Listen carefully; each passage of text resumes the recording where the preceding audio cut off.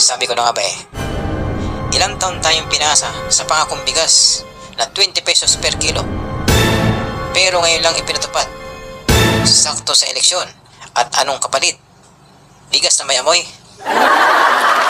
Totoo ka, Ben. Pero wag mong sabihin kahit papano. Dapat bigas na may kalidad. Hindi bigas na ginagamit para lang makabawi ng boto. Hindi ba't panloloko ito? Sa wakas, naabot na natin ang layuning bigyan ng abot-kayang bigas ang bawat Pilipino. 20 pesos na po. Bakit ngayon lang, Ginoong Pangulo? Ngayon lang na malapit na ang eleksyon. At anong klaseng bigas ito? May amoy, halos panis. Katonyo, baka tama ka nga. Baka hindi ito tulong kundi panandali ang palabas.